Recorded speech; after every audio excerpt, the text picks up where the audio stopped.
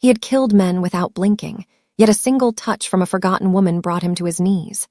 Lee Yi-myung had everything the streets of Seoul could buy: tailored suits, a penthouse that looked down on the city he controlled, money that moved through offshore accounts faster than most people could count it. At 35, he ran one of the largest shipping and logistics syndicates in the country, and men twice his age flinched when he walked into a room. From the outside, his life looked untouchable. But Yi-myung carried a silence in his chest that no amount of power had ever filled. A silence that went back to a fire he barely remembered and a mother he was told had died in it. Only his uncle Do-hyun, the man who raised him after that fire, ever spoke of it, and always the same way, always closing the door on the subject before Yi-myung could ask a second question. It was easier to believe there was nothing left to ask. It was a gray afternoon when Yi-myung decided he wanted something different than another photo-op donation for the syndicate's shell charity. He told Min-ho to find a facility that actually needed the money, not one that just needed the publicity. That's how he ended up outside a crumbling nursing home on the edge of the city, paint peeling off the walls, the smell of mildew thick enough to taste before he'd even stepped through the door. He'd barely gotten out of the car when a woman in navy scrubs cut across the parking lot toward him, not fawning, not nervous. Tessa Phillips didn't look at him like a donor. She looked at him like a man who needed to see something before he left. "You look like a man who needs to see something before you leave," Tessa said, and Yi-myung almost laughed at her, almost told her that he'd seen every kind of ruin this city had to offer, and none of it moved him anymore. But something in the steadiness of her eyes stopped the words in his throat. He didn't answer her right away. He let his assistant hand the director her check, let the woman with the dyed red hair gush over him for the cameras, let the photographer get his 3 shots of a donation that would be forgotten by the time the ink dried. Then, when the small crowd of staff had drifted back toward their duties, Tessa was still there, waiting. "This way," she said, and it wasn't a request. He followed her because he was curious, and because curiosity was a rare enough feeling in his life that he didn't want to waste it. The hallway she led him down was worse than the lobby, water stains blooming across the ceiling tiles, a television playing static-laced reruns to no one, an old man in a recliner murmuring to himself in a language that might have been Korean or might have been nothing at all. Yi-myung had grown up around men who wore violence like cologne, and even he felt his stomach turn at the smell of this place. Bleach fighting a losing war against something worse underneath it. "I need you to understand I could lose my job for this," Tessa said quietly, not slowing her pace. "There's a resident here, room 204. She's been with us for 6 years. No family listed. No visitors ever. The file says her name is Sun-hee." He felt the name land somewhere behind his ribs before his mind caught up to why. "For the last 3 weeks," Tessa went on, "she's been having moments, clear moments. Not long, a minute, maybe 2, before the fog comes back over her eyes. And in those moments she says a name, over and over. I looked it up. I know who you are, Mr. Lee. Everybody in this county knows who you are. And I know it's not my place to bring a man like you back here for something like this. But I've been a nurse for 19 years, and I know when God is trying to get somebody's attention." "What name?" Yi-myung said. His voice came out lower than he meant it to. Tessa stopped in front of a door with a chipped brass 204 hanging crooked on it, and she looked at him with something that wasn't pity and wasn't fear either. It was closer to recognition. "Yi-myung-ah," she said softly. She says it like she's calling a little boy in from playing outside. The hallway seemed to tilt. Nobody had called him that since he was 5 years old. Not Do-hyun, who had raised him on discipline and silence and the occasional cold approval. Not the men who worked under him now, who called him sir or boss or nothing at all if they could help it. That name belonged to a version of himself he barely remembered. A boy in a small house that smelled like his mother's cooking. A boy who had been told, gently and then never again, that his parents had died in a fire that took everything, and that some things were better left in the past.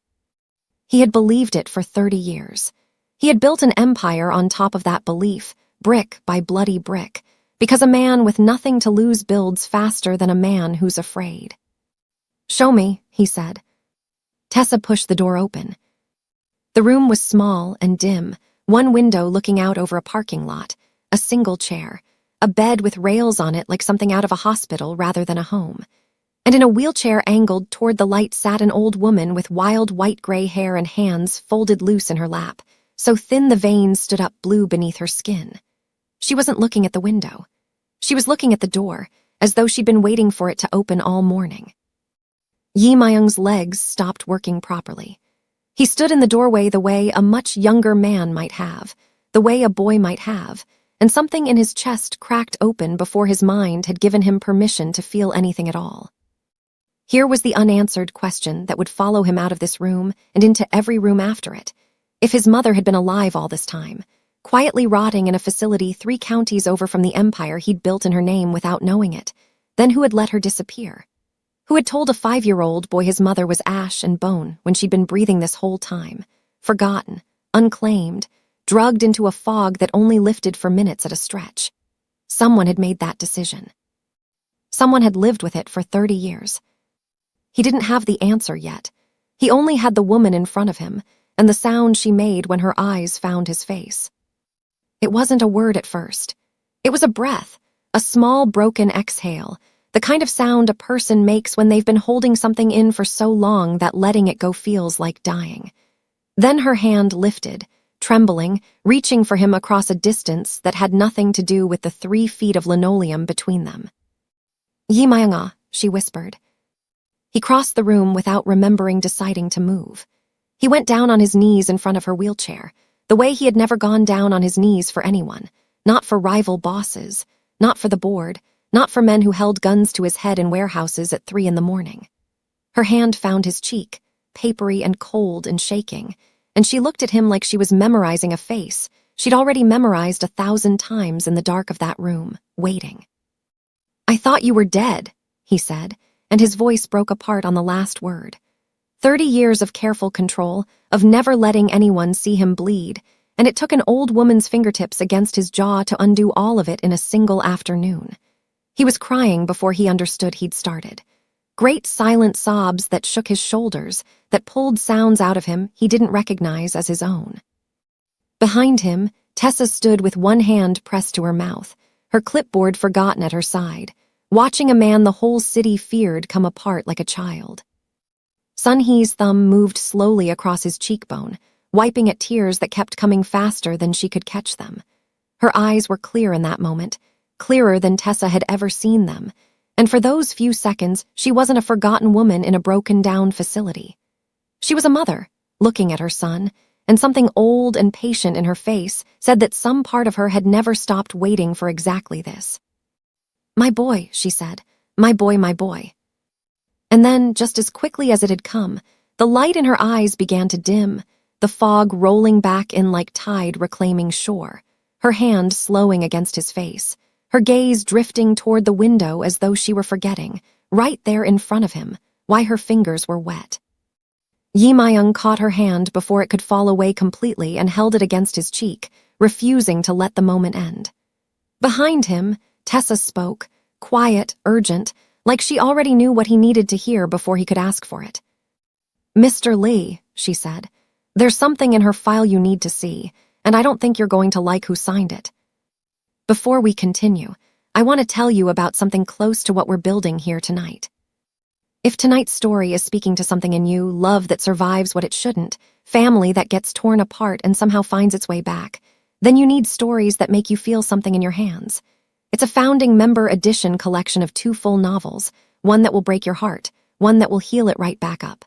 Love, loss, hope, the kind of journeys you don't just read, you live through, right alongside these characters. It comes with a free audiobook, future books included, and it's available for instant download right now, at a price that won't last. If you're watching this on your TV, grab your phone and scan the QR code on your screen. If you're on your phone already, the link is right there in the description and pinned in the comments. Don't scroll past this one, sis. Some stories are worth holding onto. Go get yours before the discount ends. Now back to Yi Myung, and the file that's about to change everything. He didn't like who signed it. Tessa hadn't even shown him the file yet, and already he could feel that truth settling into his stomach like a stone dropped into still water. "Not here," she said, glancing down the hallway toward the nurse's station, where a young aide was refilling a med cart within easy earshot. "Give me 20 minutes. There's a break room in the back nobody uses this time of day." Yi Myung stood, and it took him a moment to remember how to be the man he'd walked in as. He wiped his face with the back of his hand, straightened his jacket, and looked down at his mother, who had drifted again into that soft, distant stare, her hand now resting where he'd left it in her lap. It didn't feel right to leave her. It felt like abandoning her a second time. "She'll be all right," Tessa said, reading him without being asked to. "I'll have Denise sit with her. Sun-hee does better with familiar faces around, even ones she doesn't remember." She said it kindly, the way a person speaks when they've had years of practice softening hard truths for frightened families. Yi Myung realized, with a small, unpleasant jolt, that this was probably not the first time she'd stood in a doorway and talked someone back down from the edge of falling apart. He called Min-ho from the hallway, keeping his voice low and flat, the voice he used when he didn't want anyone reading his face through the phone. "Come to the Magnolia facility. Now, bring nobody else." Min-ho didn't ask questions. That was the one gift of 30 years of loyalty, a man who knew when silence was the correct response. But Yi Myung could hear the change in his breathing, the small intake that meant he understood something had shifted. The break room Tessa led him to was little more than a closet with a table, 2 mismatched chairs, and a coffee maker that had seen better decades. She poured 2 cups without asking if he wanted one, set his in front of him like it was the most natural thing in the world to be serving coffee to a man 3 counties feared by name alone, and sat across from him with a slim spiral notebook held against her chest like a shield. "I want you to understand something before I show you this," she said. "I've worked in geriatric care 19 years. I know the difference between dementia and something else. What's happening to your mother isn't a natural decline. It's being managed." "Managed?" "Watch." She opened the notebook, turned it so he could see the rows of careful handwriting, dates, times, dosages, a column of small notes and a shorthand only she seemed to understand. "Every single time her evening sedative gets pushed back, even by 40 minutes, even because we're short-staffed and I can't get to her room on schedule, she comes back. Not all the way, but enough. She remembers things. She says your name. 3 weeks ago she told me about a red door. 2 weeks ago, a fire." Tessa's finger moved down the page, stopping on an entry circled twice. "The dosage in her chart is nearly triple what I'd expect for a woman her age and weight. It's not a dose that manages confusion. It's a dose that manufactures it." Yi Myung felt something cold move through him, the particular stillness that came over him right before violence, though there was no target here yet, nothing to hit. Just a slow, sick understanding rising up from the coffee cup he wasn't drinking. "Who orders her medication?" Tessa hesitated, and in that hesitation he understood she'd already looked, already known this question was coming, and had already decided she was going to answer it. "The facility fills prescriptions through a third-party pharmacy contract. It's not unusual, lots of places do it to cut costs. But the authorization renewals for her chart specifically come through a private account, not Medicaid, not insurance." She turned the notebook one more page and slid it toward him. "Somebody's been paying for this every single month for years. Quietly, consistently, like clockwork." He looked down at the account name written in her careful hand, and here was the question that would follow him out of that break room and into everything after it. If someone had been paying, deliberately, patiently, to keep his mother buried alive inside her own mind for years, then that person had known exactly where she was the entire time he'd been told she was ash in a fire. That person had let a boy grieve a lie for 30 years while writing checks to keep the truth sedated 3 counties away. He didn't have a name yet, but he had the shape of a betrayal now, and the shape alone was enough to make his hands go still and cold on the table. "I don't have the account holder's name," Tessa said quietly, watching his face. "The facility director wouldn't give it to me, and honestly I stopped asking after the second time she threatened to write me up for accessing files above my clearance. But I know where the paperwork is kept. Filing room, 2nd floor, locked cabinet. I've seen the key." "You could lose your license for what you just showed me." "I know." "You could lose more than that." He said it plainly, not as a threat, but as the truth of the world he came from settling into the small room between them. If whoever's paying those bills finds out a nurse has been documenting this, they won't send a lawyer. They'll send something worse. Tessa didn't flinch. That was the thing about her that had caught him from the very first moment in the parking lot. She didn't perform courage. She simply had it, worn in the way a person wears something they've owned so long they've stopped noticing its weight. I took an oath to protect my patients, Mr. Lee. I don't remember it saying anything about protecting myself first. She wrapped both hands around her coffee cup. Your mother has been alone in that room for 6 years. Nobody visited. Nobody asked. I wasn't going to let her disappear twice. There was a knock at the door then, quiet and precise. Minho's knock, 3 beats, a habit from years of announcing himself before entering rooms where guns were sometimes drawn first and questions asked second. He stepped inside, filling the small doorway, his eyes sweeping the room out of instinct before they landed on Tessa, and something in his expression shifted when he saw the way Yi Myung was sitting. Not like a boss reviewing a threat, but like a man who had just been handed something he was afraid to hold too tightly. Boss, Minho said carefully, talk to me. This is Nurse Tessa Phillips, Yi Myung said. She's the reason I found my mother alive, and starting today, her safety is not a request, it's an order. He watched Minho's face carefully as he said it, watched his oldest friend's eyes move from him to Tessa and back again, watched the understanding land the way it always did between men who had shared war for most of their adult lives. Quiet, immediate, no need for further explanation. Understood, Minho said. Then, quieter, almost to himself. Whoever's behind this isn't going to like an audit. Tessa closed her notebook and slid it across the table, leaving it in Yi Myung's hands like she was handing him something far heavier than paper. There's a records room upstairs I can get us into tonight, after the second shift change. If you want to know who's been signing those checks, I can show you exactly where to look. Yi Myung looked down at the notebook, then up at her, and for the first time in longer than he could remember, the cold, careful calculation in his chest wasn't the only thing steering him forward. Then tonight, he said, we find out whose name is on my mother's silence. Night came slow to Magnolia Manor, the kind of slow that let a man sit too long with his own thoughts, and by the time the second shift finally rolled over, Yi Myung had chewed through every version of who might be signing checks to keep his mother buried alive. Tessa met them by the loading dock at 11. Dressed the same as always, a badge clipped to her scrubs like she had every right in the world to be walking the halls at that hour, which she did, though not the halls she was about to walk him into. She didn't waste time on greetings. Security cameras in the east stairwell have been broken for 2 months. Maintenance keeps saying they'll fix it. I never argue.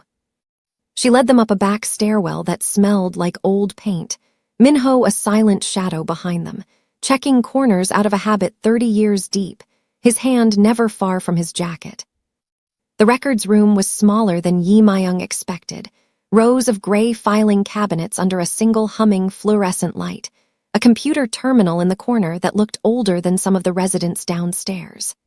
Tessa moved through it like she'd walked the path in her sleep, pulling a key from inside her badge holder, sliding open a drawer marked with a code instead of a name.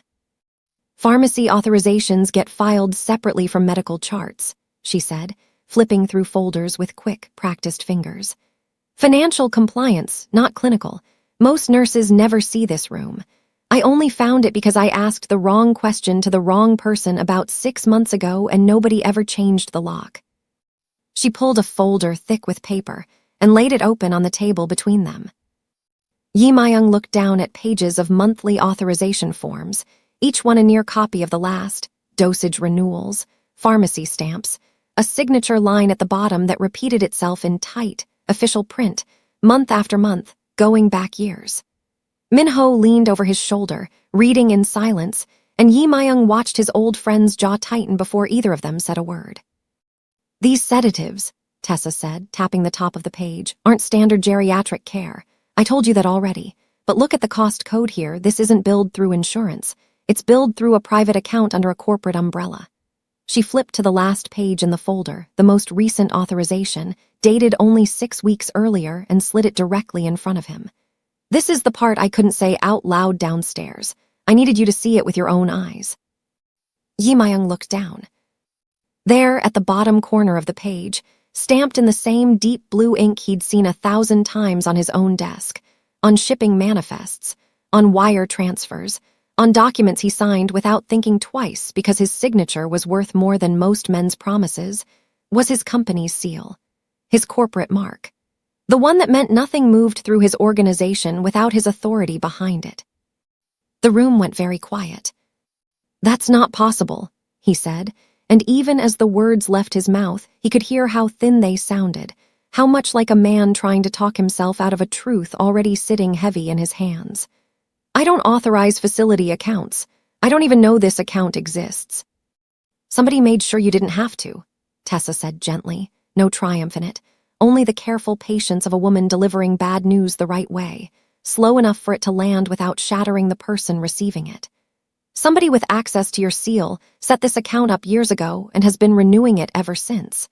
Every month, like clockwork.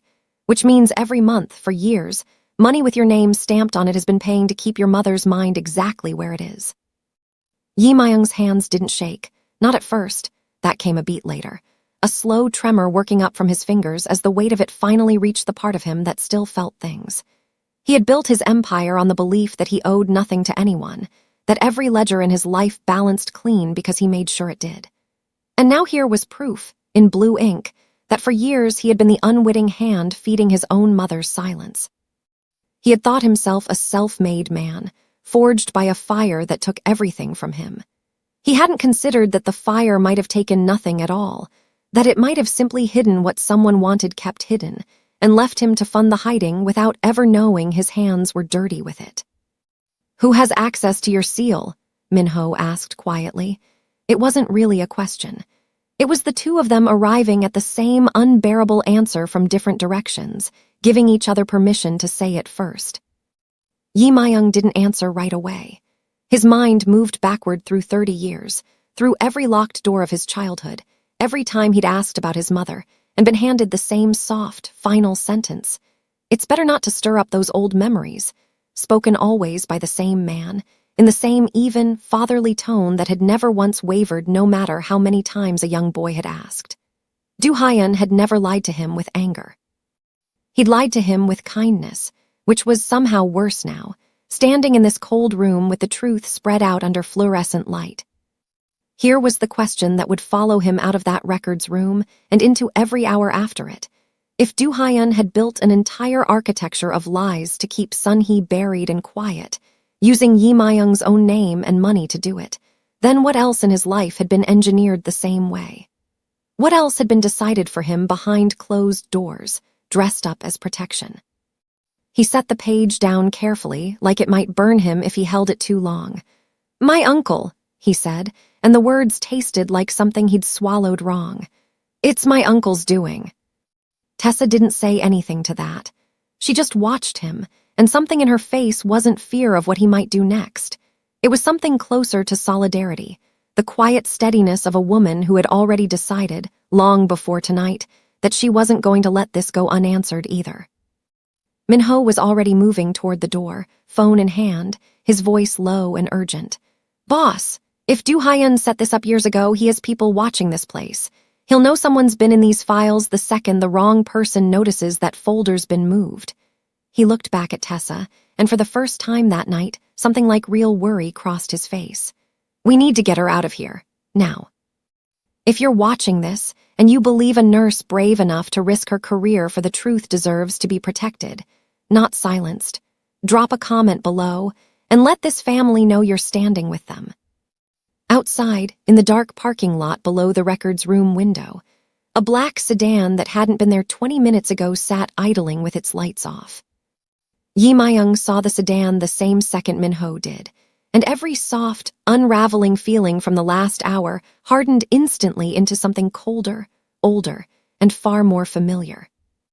"Get her away from the window," he said, and Tessa didn't ask why, didn't waste breath on questions. She simply moved, folder clutched to her chest, stepping back into the shadow of the filing cabinets like a woman who had spent 19 years learning how to read a room and knew, without being told twice, when a room had turned dangerous. Minho was already on the phone, voice clipped and low, calling two names Yi Myung recognized, Men who didn't ask questions either. Men who understood that a call at this hour meant move now, ask later. "Service exit," Minho said, ending the call. "Back of the kitchen, I'll bring the car around." They took the back stairwell fast and quiet, Tessa's sneakers silent against the concrete, Yi Myung a half step behind her with one hand near the small of her back, not touching, just close enough to catch her if the moment demanded it. He hadn't held a gun in almost 2 years. He'd built his empire past the point of needing to pull triggers himself. That was what lieutenants were for, but his body remembered anyway. Some old instinct waking up in his shoulders and his breathing, a readiness he thought he'd left behind with his 20s. They were 3 steps from the kitchen door when he heard it, the particular scrape of a shoe on gravel that didn't belong to any of them, coming from just around the corner of the loading dock.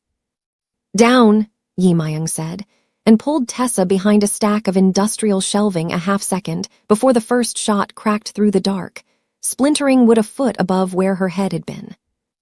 What followed was not the kind of scene Tessa Phillips had ever imagined herself inside of, not in 19 years of nursing, not in her worst nights on overnight shift, not in anything her mother had ever warned her the world could hold.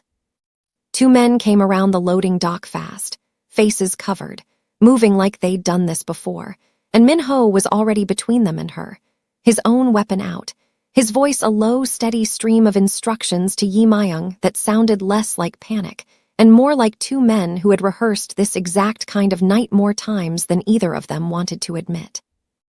Yi Myung didn't think. He moved on the version of himself he thought he'd retired, the one Do Hyun had built out of a grieving boy decades ago, fast, precise, utterly without hesitation, closing the distance on the nearest man before he could re-aim, driving him back into the brick wall of the loading dock hard enough that the gun clattered free across the gravel. Behind him, he heard Minho's shot, controlled, deliberate, and then the second man was down too, and for 3 or 4 seconds the only sound in the alley was breathing. His own, ragged and furious, and Tessa's, shaking, pressed low against the shelving with her folder still clutched against her chest like it might stop a bullet. "You're not hurt," Yi Myung said, crossing back to her, dropping to a crouch in front of her, hands hovering at her shoulders like he wasn't sure he had the right to touch her and needed to touch her anyway. It wasn't a question so much as a demand aimed at the universe.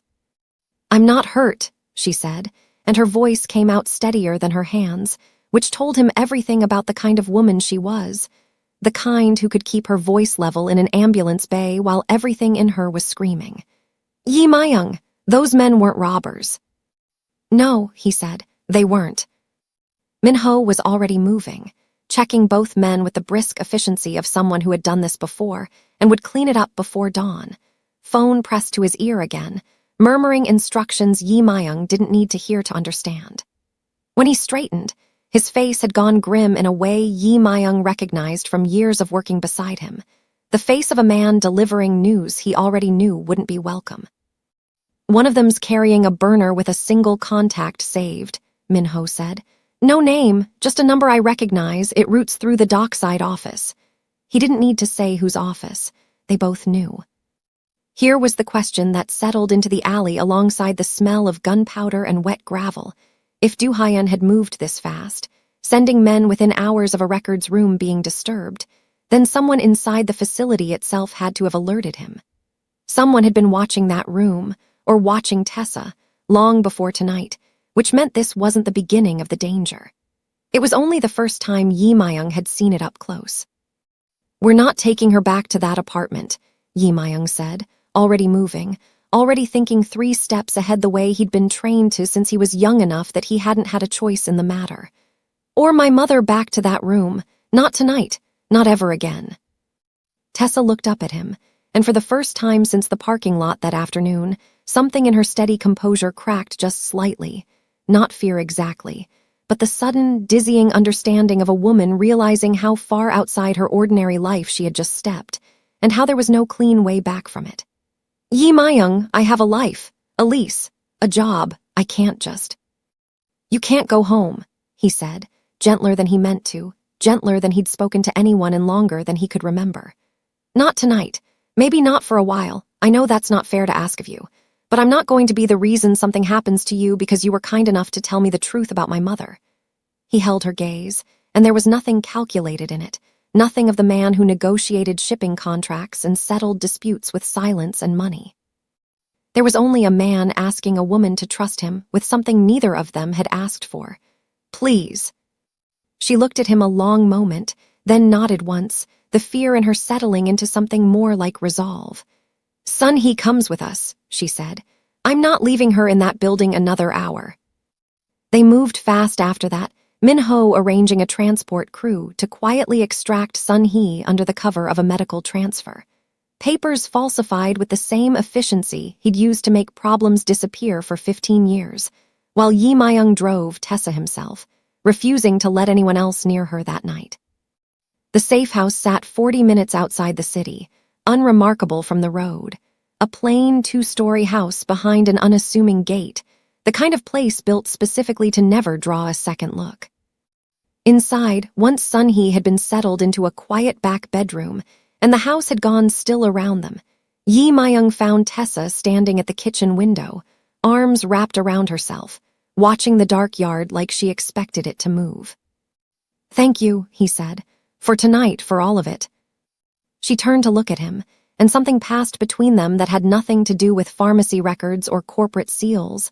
Something quieter, harder to name, the particular tenderness that grows between two people who have just walked through fear together and come out the other side still standing. "You didn't have to fight for me tonight," she said softly. "Most men in your position would have protected the operation, not the nurse." "You're not just the nurse," Yi Myung said, and the words surprised him even as he said them, landing somewhere he hadn't let himself go in longer than he could remember. "You brought my mother back to me. You risked everything to do it. That's not something I forget." Tessa didn't answer right away. She just studied his face in the low kitchen light, the same tattooed hands that had held a gun an hour ago, now resting quietly on the counter between them. The same man who ran an empire built on fear standing in front of her looking, for the first time all night, genuinely afraid of something other than violence. Down the hallway, faint and clear in the sudden quiet of the house, Sun-hee's voice drifted through the open door of her room, not confused, not fractured, but calm, lucid, and certain, speaking words that stopped both of them cold where they stood. "Do Hyun locked the door," she said, to no one to the dark. "He locked the door before he lit the match." Yi Myung was in that room before he'd finished processing the words, Tessa a half-step behind him, and they found Sun-hee sitting up straighter than either of them had seen her sit in days. Her eyes clear and fixed on the middle distance like she was watching something replay in front of her that only she could see. "Mrs. Lee," Tessa said gently, easing onto the edge of the bed, taking her wrist with the light, practiced touch of a woman checking a pulse without needing to be told the numbers mattered less right now than the moment itself. "You're safe. You're with your son." Sun-hee didn't look at either of them right away. Her hands moved in her lap, restless, plucking at the blanket the way a person does when their mind is somewhere else entirely, somewhere 30 years gone. "The smoke came in under the door first," she said, her voice thin but steady, threading through the dark room like something that had been waiting a long time to be spoken aloud. "I thought it was the stove. I thought I'd left something burning. I went to the door and it wouldn't give. I thought the latch had swollen in the rain." Yi Myung sank into the chair beside the bed without deciding to, his legs simply choosing for him. He had heard a version of that night exactly once, from Do Hyun, in a voice so calm and final it had never occurred to a grieving 5-year-old to ask a second question. An electrical fire, faulty wiring in an old house, terrible, terrible luck. He had built 30 years of himself on top of that sentence. "It wasn't the latch," Sun-hee said. "I know that now. I didn't know it then. I banged on that door until my hands bled and nobody came, and I thought my baby was already out, already safe, because that's what a mother tells herself when she can't bear the other thought." Her eyes, for the first time, found Yi Myung's face, and something in them was so lucid, so entirely present, that it felt like being looked at by a different woman than the one who'd stared blankly at hallway windows for 6 years. "I got out through the back. I don't remember how. I remember the neighbor's yard, and I remember looking back at the house and seeing him." "Who?" Yi Myung said, though he already knew, though some old wounded part of him was still hopping to be wrong. "Do-hyun," Sunhee said, standing across the road, watching, not running toward the house, not calling for help, just watching it burn, calm as Sunday morning with a key still in his hand. Her voice cracked on the last word, not from confusion this time, but from grief 30 years delayed, grief that had been sedated and silenced and was only now, in this dim borrowed room, finally being allowed to land. "I ran to him. I begged him to help you, and he told me you were already gone. He told me there was nothing left to save. And I believed him, because why would a mother ever imagine the alternative?" The room went very still. "He didn't let me go home after that." She continued, quieter now, the clarity in her voice starting to waver at the edges like a radio signal losing its station. "He said it wasn't safe. He said people were asking questions about the business, that I needed to disappear for a while, for my own protection. I didn't understand until much later that disappearing wasn't protection. It was punishment." Her hand found Yi Myung's on the blanket, gripping it with a strength that didn't match how frail she looked. "He took my son and told the world I was ash. And he took my company and told everyone I'd abandoned it. And somewhere in between, I stopped fighting, because they made sure I couldn't remember what I was fighting for." Yi Myung held her hand and said nothing, because there was nothing that could be said that would undo 30 years in a single sentence. He had walked into this house, a man who believed his life had been forged by tragedy. He was leaving this conversation, understanding it had been forged by a man who watched a fire burn and called it mercy. Sunhee's grip loosened slowly, her eyes drifting, the clarity dimming the way it always did, tide pulling back out. "Yi Myung-ah," she murmured, softer now, already half gone again into the fog. You came back. "I never left," he said, though they both knew that wasn't quite true, though the truth was more complicated than either of them had the strength to untangle tonight. He stayed until her breathing evened into sleep, until her hand went slack in his, and only then did he let himself stand, let himself walk out of that room like a man carrying something too heavy to set down. He found Tessa in the dark living room a while later, sitting with 2 cups of tea neither of them would drink, the house quiet around them, Minho's men stationed somewhere out in the dark keeping watch over a peace that felt, for the moment, real. "You didn't have to stay up," he said. "I wasn't going to leave you alone with that," Tessa said simply, and made room for him on the couch beside her without making it feel like an invitation, just a fact of where the space was. "How are you?" He almost gave her the answer he gave everyone, fine, or something close enough to it, a wall dressed up as a sentence. But something about the dark, and the day behind them, and the particular quality of her patience made the wall feel unnecessary for the first time in longer than he could remember. "My whole life," he said slowly. "I told myself the fire made me, that it burned away anything soft and left only what I needed to survive. I built an empire believing that was the truth of who I was." He looked at his hands, the same hands that had held his mother's a moment ago, the same hands that had done things in the dark he'd never speak of to a woman like her. "Do-hyun didn't just take my mother. He decided who I would become. He stood outside that fire and made a choice about the rest of my life, and I spent 30 years thinking it was mine." Tessa didn't offer him easy comfort, didn't rush to soften what he'd said. She just sat with it a moment, the way she'd sat with grieving families for 19 years, letting the weight of a thing breathe before trying to lift it. "It's still yours," she said finally. "What you do next, that party doesn't get a right." She reached over and took his hand, not the careful clinical touch she'd used on his mother, but something warmer, something that belonged only to this moment. "I've watched you all week. You keep bracing like the next thing is going to be a blade. You don't have to brace with me." He turned to look at her, and in the dim light of that borrowed living room, 30 years of armor felt, for just a moment, unnecessary. "I don't know how to be anything but braced," he admitted. "I don't remember the last time I let anyone close enough to need to be." "Then let this be the first time," Tessa said softly. He didn't answer with words. He leaned in slowly, giving her every chance to pull away, and when she didn't, when instead her hand came up to rest against his jaw the same way his mother's had 2 nights before, something in him finally, quietly, broke open into something gentler than grief. The kiss was slow and careful. the kind that belongs to two people who have both survived enough to know not to rush a good thing. And when it ended, he rested his forehead against hers in the dark, breathing like a man who had just set something heavy down after 30 years of carrying it. Outside, unseen by either of them, a car eased past the end of the long gravel drive, slowed just long enough to note the lights still burning in the living room window, and moved on into the night.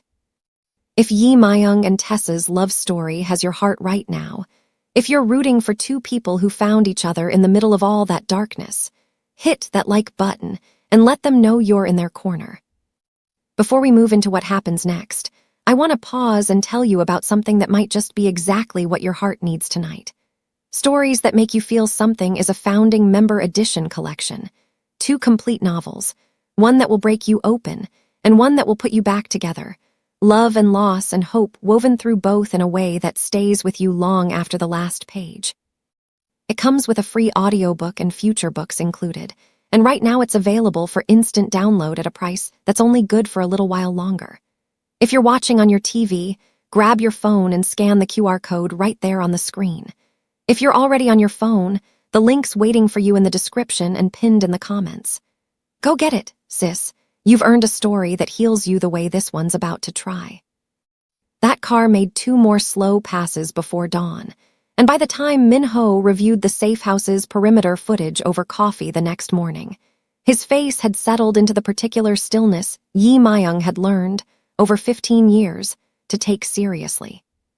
Same plates on all 3 passes, Min-ho said, turning his laptop around so Yi Myung could see the grainy still.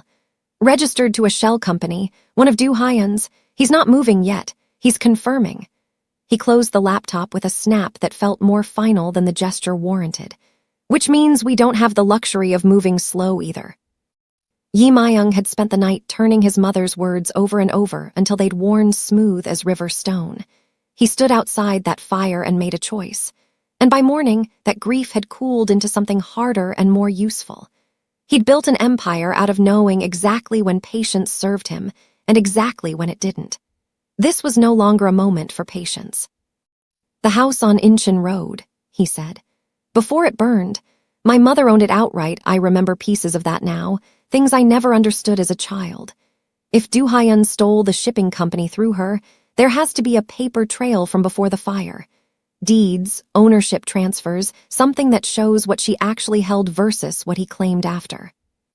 There's a vault, Min-ho said slowly, like he was already regretting the sentence before he finished it. Sub-level 3 of the syndicate's central office. Do Hyun keeps the original founding documents there, has for as long as I've worked under him. If there's a 1996 deed anywhere, it's in that room. You have access. I have access to the building, not the vault. That requires his personal code, which changes monthly, and a physical key he keeps on him at all times. Min-ho rubbed a hand over his jaw, doing the math Yi Myung could already see forming behind his eyes. There's a maintenance window this weekend. Server room upgrade. I could get myself assigned to escort the technicians. It's not clean, but it's a door. Do it, Yi Myung said. Carefully. If he catches even a hint of this before we're ready, everyone in that house upstairs becomes a target he no longer has any reason to hesitate on. Min-ho held his gaze a moment, and something passed between them that neither man needed to say aloud, that this was no longer a simple matter of loyalty repaid, of one boss protecting his own interests. This was treason against the only family structure Min-ho had ever known, dressed up in the plain clothes of doing what was right. Understood, he said, and left to make the calls that would put that plan into motion. While Min-ho worked the syndicate's side of things, Tessa had claimed the safe house's small back office as her own, the kitchen table covered in a spread of documents that would have looked, to anyone glancing in from outside, like a woman doing nothing more dramatic than sorting old paperwork. Yi Myung found her there mid-afternoon, 3 legal pads filled with her small, careful handwriting, color-coded sticky notes marking a timeline that ran the length of the table. I've been building this out since this morning, she said, without looking up, tracing a line from one note to another with her pen. Every sedative authorization from the pharmacy records connects back to the same private account. What I didn't have until an hour ago was where that account's money actually originates. She tapped a folder Yi Myung didn't recognize, bank statements, wire confirmations, the kind of paper trail that meant nothing to most people and everything to the right person reading it. I have a friend from nursing school. Her husband works compliance at a regional bank. I asked her, off the record, whether an account like this would leave any trace of its original funding source. She got back to me an hour ago. And the account that's been paying for your mother's sedation for 6 years was seeded, initially, by a transfer from an offshore holding company. Tessa turned one of the legal pads toward him, her handwriting neat and merciless. That holding company owns 3% of your shipping conglomerate on paper, just enough to look incidental, just enough that nobody auditing your books would ever flag it as anything more than a minor investor. She looked up at him then, and there was something in her eyes that wasn't triumph, exactly. It was closer to quiet fury, the controlled kind that women who have spent decades being underestimated learn to carry without ever raising their voice. Yi Myung, that 3% isn't an investor. It's Do Hyun, hiding in plain sight inside your own company, using a sliver of your empire to fund the very thing that's kept your mother silent. Yi Myung stood very still, feeling the shape of the whole betrayal settling into place, layer by layer, more architectural than he'd understood even the night before. It wasn't only that Do Hyun had lied about the fire. It wasn't only that he'd built the sedation scheme. He had done it using Yi Myung's own company as camouflage, hiding his crime inside the very empire he'd raised Yi Myung to protect with his life. Which meant every year Yi Myung had defended that company, expanded it, killed for it, he had unknowingly been defending the machinery of his own mother's imprisonment. Here was the question that settled over the kitchen table like smoke. If Do Hyun had been quietly siphoning and hiding money inside the conglomerate for 30 years to fund this one operation, what else had he built into the company's bones over that same span of time? And how much of the empire Yi Myung believed he ruled outright actually still belonged, in ways no one had ever shown him, to the uncle who raised him? There's more, Tessa said quietly, sliding another page toward him. This is where it gets uglier. The 3% holding company doesn't just fund the sedation account. It's also listed as a silent partner in the nursing facility's parent management group. Do Hyun doesn't just know your mother is there, Yi Myung. She let the sentence sit a moment before finishing it, because she understood, better than most, that some truths need room to land. He helped choose the facility. He's had a hand in her care, or the deliberate lack of it, from the very beginning. Minho appeared in the doorway just then, phone still in hand, his expression the particular grim satisfaction of a soldier who'd found the crack in an enemy's wall. I'm in for the weekend maintenance window, he said. 3 technicians, 1 escort, me. He looked between the two of them, at the timeline spread across the table, and something in his face shifted, a man watching a plan sharpen from grief into strategy. Boss, if what she's found lines up with what's sitting in that vault, we're not just talking about proving your mother is who she says she is anymore. He said it slowly, like the weight of the sentence needed the extra second to be spoken correctly. We're talking about proving Do Hyun committed fraud against his own board for 30 straight years. That's not a family matter anymore. That's a case. Yi Myung looked down at the yellowed edge of a 1996 property record Tessa had pulled from an archived county filing earlier that morning. The last untouched piece of proof that the woman down the hall had once owned something worth burning a house down to steal. He thought of his mother's hand on his cheek, of 30 years of grief built on a lie told kindly. And for the first time since kneeling in that nursing home corridor, what moved through his chest wasn't grief at all. It was the cold, patient certainty of a man who finally knew exactly which door to knock down first. That certainty lasted exactly as long as it took his phone to ring the next morning, Do Hyun's name lighting up the screen like a hand, reaching out of the past to grab him by the throat. Yi Myung-ah, Do Hyun said, warm as ever, warm the way he'd always been, the way that had fooled a grieving boy for 30 years into mistaking control for love. It's been too long since we sat down properly. The docs, tonight, just us. I think it's time we talked about your mother. The line went dead before Yi Myung could answer, which was, he understood immediately, exactly the point. Do Hyun had never asked for anything in his life. He informed people of what was about to happen to them and called it a conversation. He told Tessa as little as he could manage, because the less she carried into that meeting with her, even secondhand, the safer he could convince himself she was. But she read it off his face anyway, the same way she'd read the hallway that first afternoon, the same way she'd read every room since. "He knows," she said quietly. It wasn't a question. "Someone at the facility flagged your shift logs, the nights you were supposedly on duty when you were with us instead." Yi Myung kept his voice level, though nothing in him felt level standing in that kitchen with the morning light falling across her face like it had no idea what was coming for it. "He knows you helped me. That's enough for him." Enough for him to do what? He didn't answer that directly, because the honest answer was a shape he didn't want to hand her before he absolutely had to. Instead he said, "I'm going to the docks tonight. Alone." And when she started to argue, he took her hand, the same hand that had rested against his jaw 2 nights before, and held it like it was the only steady thing left in the world. "This is the part where you have to let me do what I know how to do. I've survived men like him my whole life. I need you safe here, behind Minho's people, while I go find out exactly what he thinks he's holding over us." The docks that night were exactly as he remembered them from childhood. The cold coming off the water in sheets, the smell of diesel and salt, floodlights throwing long yellow cones across empty concrete where cargo containers stood stacked like a small, silent city. Do Hyun was waiting near the edge of the water when Yi Myung arrived, cane in hand though he didn't need it, his silk coat moving in the wind like something ceremonial. And for one unbearable second, Yi Myung was 5 years old again, standing in front of a man who had always known exactly how to make devastation sound like protection. "You look tired," Do Hyun said by way of greeting. "You had men try to kill a nurse outside a nursing home," Yi Myung said. "Let's not pretend this is a family reunion." Do Hyun's expression didn't change, which was somehow worse than if it had. "Those men were undisciplined. I've dealt with it." He said it the way another man might mention he'd fired a landscaper for cutting the hedges wrong. "But I confess I didn't expect you to react quite so dramatically to finding an old woman with dementia in a care facility. It's unbecoming of you, Yi Myung-ah. You built an empire on discipline, and now you're throwing it away over sentiment." "She's my mother."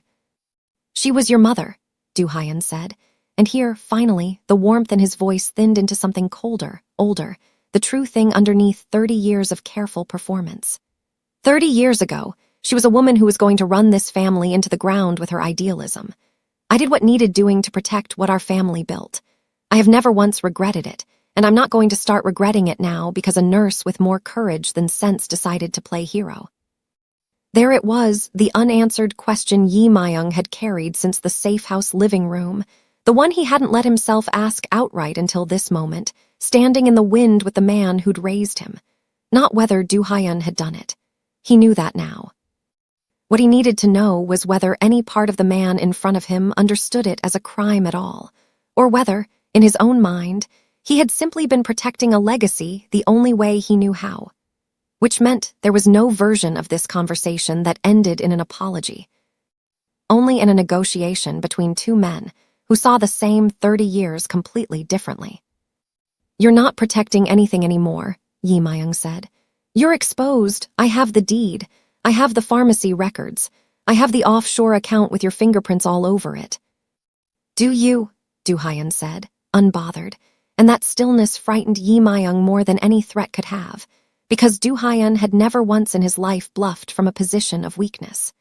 "Let me offer you something simpler than a legal battle you can't win against a board I built loyal to me 30 years before you were old enough to shave. Return your mother to Magnolia Manor by tomorrow morning. Hand over the nurse. Quietly, no theatrics. She'll be relocated somewhere comfortable, far from here, and she'll never speak of any of this again. Do those 2 things, and I forget this entire unfortunate episode ever happened. And if I don't..." Do Hyun's cane tapped once against the concrete, patient, almost bored. "Then I go to the authorities myself, tonight, with a very compelling account of how you orchestrated an armed assault outside a care facility to kidnap 2 women. One of them a vulnerable elderly patient, the other a nurse who will, by then, have quietly disappeared under circumstances that will look very much like you're doing. I have 30 years of carefully built relationships with people who will believe whatever story I hand them. Yi Myung-ah. You have a nurse's handwriting and a grieving woman's confused memories. Ask yourself honestly which one of us a courtroom believes. The wind cut harder off the water, and Yi Myung felt something in his chest go very still and very cold, the particular quiet that came before violence his whole life. Except there was no target here he could put his hands on, no throat to grab, only an old man in a silk coat holding every card because he'd spent 3 decades stacking the deck before Yi Myung even knew there was a game being played. You'll destroy her, Yi Myung said quietly, a woman who did nothing but tell the truth. I'll erase her, Do Hyun corrected, almost gently, almost like he thought this was a kindness he was offering. There's a difference if you let there be. Send her away quietly, and she lives a long, comfortable life somewhere far from here. Force my hand, and I promise you, Yi Myung-ah, there will be nothing quiet left of her at all. Yi Myung said nothing.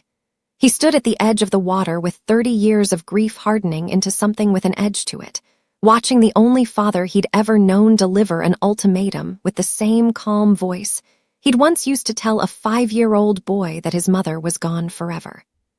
You have until sunrise, Do Hyun said, turning to go, cane tapping unhurried against the concrete. Choose wisely, son. I'd hate to lose you the same year I found you again. Behind him, Yi Myung's phone buzzed once in his pocket. A text from Minho. 3 words that turned the cold in his chest into something far more dangerous than grief. They found the safe house. Yi Myung was moving before the second buzz of his phone finished. Keys in his hand, engine turning over before the dock's floodlights had even faded from his rear-view mirror. Minho's voice, when he called back, was clipped in a way Yi Myung had heard only a handful of times in 15 years. The sound of a man doing math on how many seconds he had left to fix something before it became unfixable. 2 vehicles, unmarked, sitting at the end of the access road. They haven't moved in on the house yet. I think they're waiting for confirmation before they breach, probably waiting to hear whether your meeting went the way Do Hyun wanted. A pause, tight and deliberate. Boss. If they get the order to move before you're back, I can't hold that house with the 2 men I've got here. I'm 11 minutes out. Then you'd better drive like the man I remember, Minho said, and ended the call. Yi Myung drove like exactly that man, the one from before the empire, before the tailored suits and the careful restraint, the one who used to ride shotgun beside Minho through streets neither of them should have survived. The city blurred past him, and underneath the fear for Tessa and his mother sat a colder, more specific fury. Do Hyun had given him until sunrise to decide, and had sent men to the safe house before the ultimatum's ink was even dry. There had never been a real choice on offer. Only theater, dressed up as Mercy, the same performance Do Hyun had been running his entire life. He found Minho crouched behind the low stone wall at the edge of the property when he finally skidded the car onto the gravel, 2 of his own men flanking him, weapons drawn but held low, waiting. Down the access road, headlights sat dark and idling, exactly as Minho had described, patient, professional, the kind of patience that only comes from men certain they already have the advantage. They haven't called it in yet, Minho said quietly as Yi Myung dropped down beside him. Which means Do Hyun's still hopping you fold on your own. The order to breach probably comes the second he decides you're not going to. Here was the unanswered question sitting cold in Yi Myung's chest as he watched those dark headlights. If Do Hyun had sent men to surround the house before the sunrise deadline even arrived, then the ultimatum at the docks had never been a real offer at all. Which meant somewhere in the last hour, Do Hyun had already decided what he wanted done, and the only thing still undecided was whether Yi Myung would be given the dignity of watching it happen, or whether he'd simply find out after the fact, the way he'd found out about his mother 30 years ago. We moved them inside, Yi Myung said. Now, before that order comes. Inside, Tessa met him at the door with Sun Hee's medical bag already packed and slung over her shoulder, her face pale but steady, the particular calm of a woman who had spent a career keeping her hands from shaking in front of frightened families even when her own heart was racing. She's dressed. She's stable. I gave her something for anxiety 20 minutes ago in case we needed to move fast. She looked past him toward the dark cars at the end of the drive, and something in her voice tightened even as her hands stayed sure. Yi Myung, what did he say to you out there? He wants you handed over, Yi Myung said, because there was no version of tonight where lying to her made anything safer. And my mother returned, in exchange for pretending none of this ever happened. Tessa's jaw set, and whatever fear had been sitting behind her eyes hardened instantly into something else. And what did you tell him? I told him nothing, Yi Myung said, because there was never going to be an answer he'd accept that didn't end with both of you disappearing anyway. Minho appeared in the doorway behind them, phone in hand, his expression grim in a way that made Yi Myung's stomach drop before he'd even spoken. Boss, I need to tell you something, and there isn't a clean way to say it. He held the phone out, a single incoming call flashing on the screen, a name Yi Myung recognized instantly. Do Hyun's second, a man named Beek who had run the syndicate's internal discipline for over a decade, the man who handled the kind of orders Do Hyun preferred not to give personally. He's calling me, right now, which means he still thinks I'm his. The silence that followed lasted only a second, but it felt longer, because both men understood exactly what hung inside it. Minho had spent 15 years building a reputation as the one Lieutenant Do Hyun trusted completely. The quiet, disciplined soldier who never asked questions, never hesitated, never once gave anyone cause to doubt where his loyalty sat. That reputation was, in this exact moment, the only leverage either of them had left. Answer it, Yi Myung said. Minho's face didn't change, but something in his shoulders squared, the look of a man stepping deliberately onto a bridge he knew might not hold his weight. He answered, voice flat and professional, exactly the tone of a man with nothing to hide. Go ahead. He listened, expression unreadable, while Yi Myung and Tessa stood frozen a few feet away, watching a 15-year friendship balance on the edge of a single phone call. Understood, Minho said finally. I'll confirm the perimeter and call it in myself once I've got eyes on the interior. He ended the call and exhaled slowly, and for the first time all night, something like real strain showed on his face. They want confirmation the target is contained before they move in, Minho said, which means I just bought us maybe 20 minutes before Beek expects a callback he's never going to get. He looked at Yi Myung, and there was nothing casual left in his expression. None of the easy loyalty of a soldier following orders. This was something harder one, something chosen. Boss, the second I don't call him back, they'll know I turned. There's no walking that back. Not with Do Hyun, not ever. You don't have to do this, Yi Myung said quietly, and meant it, because he understood exactly what he was asking a man to burn down.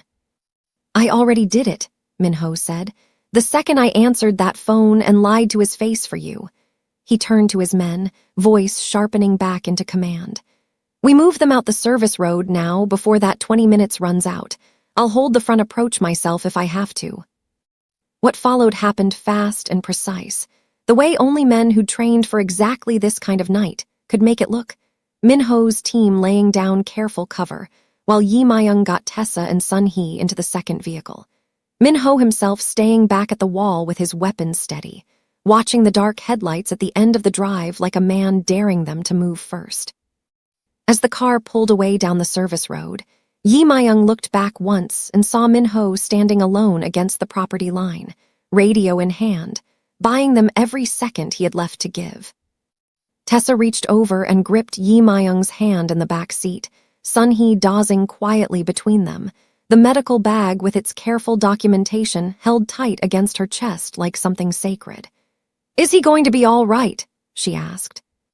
Yi Myung didn't answer right away, because the true answer was that loyalty like Minho's always came with a price, and tonight that price had just been paid in full, with no way left to take it back. His phone buzzed once more as they cleared the gate, not from Minho this time, but from an unknown number, a single message that made the blood in his chest run cold all over again.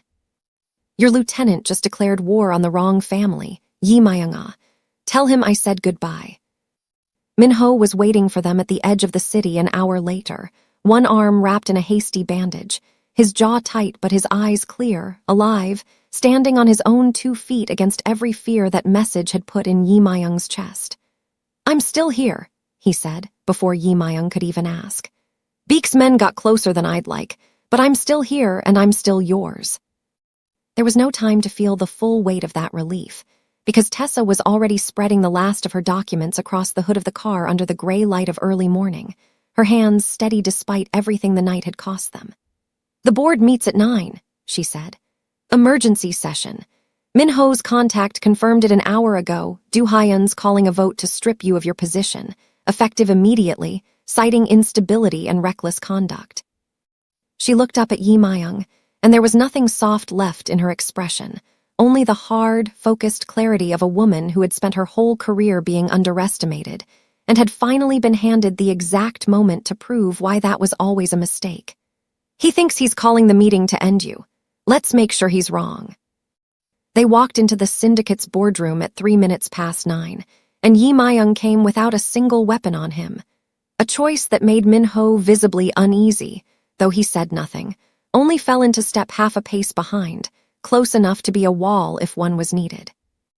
Do Hyun sat at the head of the long table, silk coat immaculate as always, cane resting against his chair, and the moment he saw who walked in beside his nephew, something in his composed face flickered for just an instant before smoothing back into practiced calm. "This is a board matter, Yi Mayung-ah," Do Hyun said, voice even, pitched for the room. "Not a place for outsiders." "She's not an outsider," Yi Mayung said. "She's the reason this company's books are about to make sense for the first time in 30 years.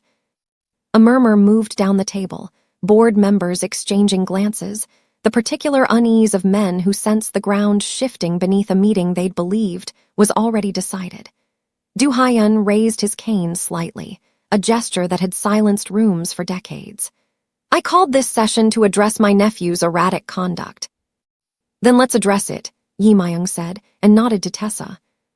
She stepped forward without hesitation, connected a small drive to the room's display, and the screen at the end of the table filled with the same documents that had covered a kitchen table 2 nights before pharmacy authorizations, stamped with a corporate seal.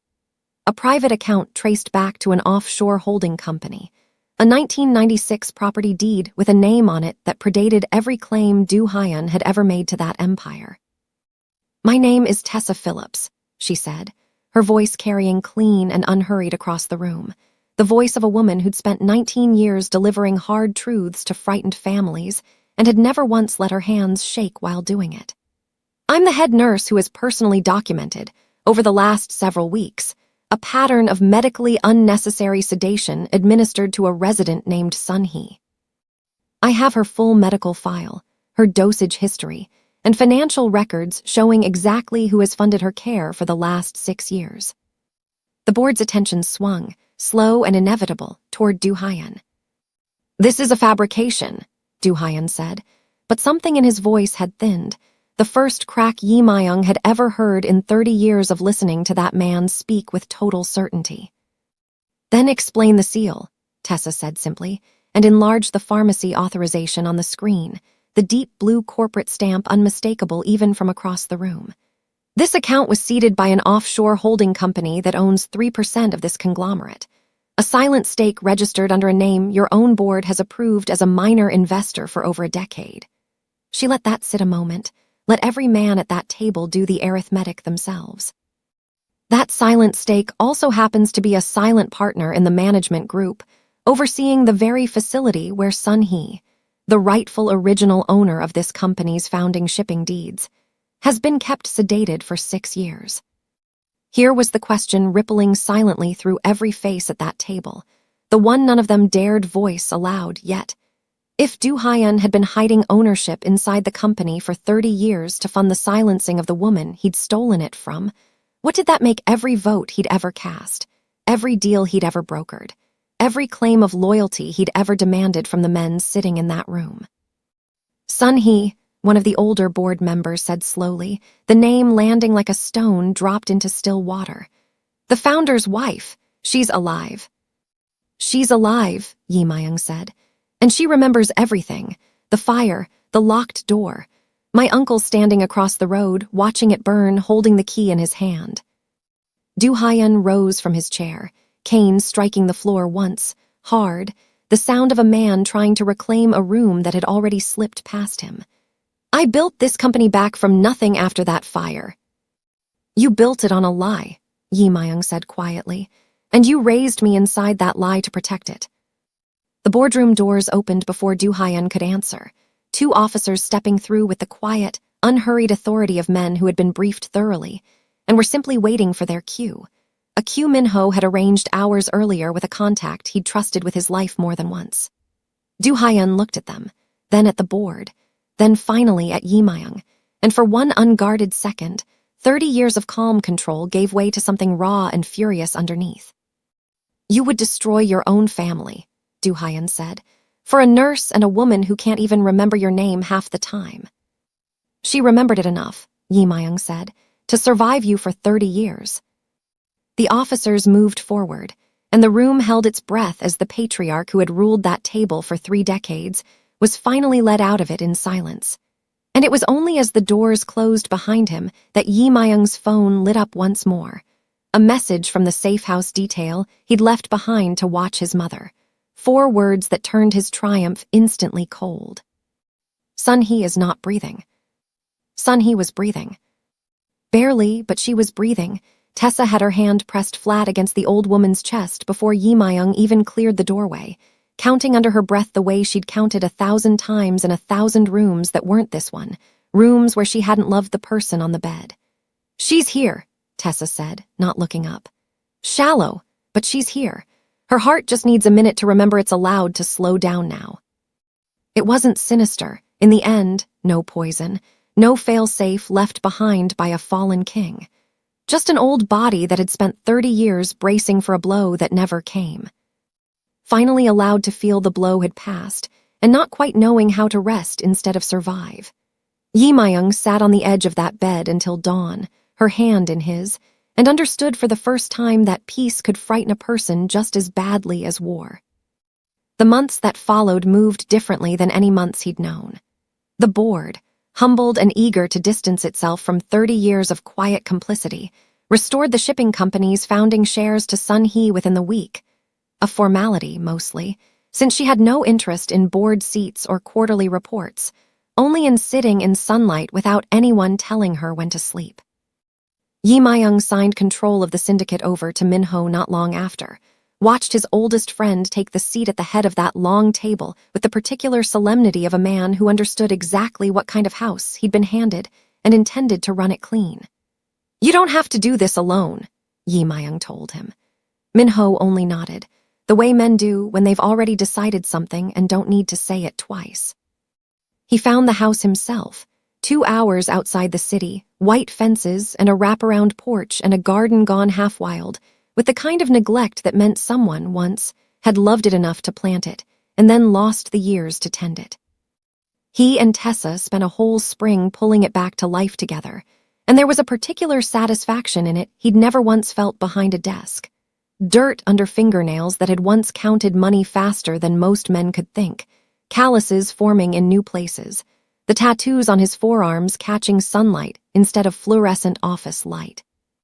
Sun-hee had her own chair on that porch, a blanket over her knees even in warm weather, and on her good days she hummed old songs Yi Myung didn't recognize, but Tessa swore were lullabies. The kind a mother sings to a child she still believes is listening somewhere close by. It was on one of those porch afternoons, watching Tessa read to his mother from a worn paperback, that the one question he hadn't let himself ask finally surfaced. Not about Do Hyun, whose trial had come and gone, whose face he'd made himself watch once in the papers and never again. This question was quieter, and it had been sitting under his ribs since the night Sun-hee first said his name. If a lie could hold for 30 years without a single crack, built by a man who had loved him, in his own broken way, as much as he'd betrayed him, then how much of what Yi Myung still believed about himself, about who he was underneath the suits and the violence and the empire, had been shaped by that same careful hand, and how much of it was actually his. It wasn't a question with an answer waiting at the end of a hallway. It was the kind you simply learn to live inside, gently, The way you learn to live inside a house that's still settling. He didn't ask it out loud. He just watched Tessa turn a page, her voice low and warm in the afternoon light, and felt something in his chest that he was slowly, carefully, learning to call happiness instead of bracing for the next blow. That evening, after his mother had gone into rest, he found Tessa on the porch steps with 2 mugs of tea, the same way she'd found him in a dark living room months before with a truth heavy enough to break a man in half. He sat beside her without a word, and for a long moment neither of them said anything at all, because some silences no longer needed filling. "You're different out here," she said finally. "Softer. I don't think I've seen you brace once all week." "I don't remember the last time I had a reason to," he said, and meant it all the way down. He reached into his jacket then, plain cotton now, nothing tailored about it, and set a small velvet box on the step between them. No ceremony, no audience, just the 2 of them and the last of the light going gold over the fence line. "I spent 30 years building something I thought would make me whole," he said. "It never did. You did. I'm not asking you to marry an empire, Tessa. That's gone. I'm asking you to marry what's left of me." Tessa didn't answer right away. She set her tea down, took his tattooed hand in both of hers, the same steady hands that had once held a folder like a shield in a records room, and looked at him with the same fearless recognition she'd worn in a nursing home parking lot the day this whole story began. "Yes," she said, 1,000 times yes. Behind them, through the open window, Sun-hee's voice drifted out into the evening, clear and unclouded, singing the old lullaby all the way through for the very first time. "If this ending gave you chills, if you believe love like this is worth waiting your whole life for, drop a comment and let me know which moment hit you hardest. Follow along for the next story, because this house of healing has more doors left to open, and I want to invite you into something even deeper." This founding member edition includes 2 powerful, unforgettable novels, one that will break your heart, and one that will heal it right back up, plus a free audiobook and every future release included, all at a special limited-time discount. The link is in the description and pinned in the comments below. Watching on your TV tonight? Just pick up your phone, open the camera, and scan the code right there on your screen. Love, loss, hope. These are the journeys you never forget. Go on and claim your copy. You've earned a story that stays with you.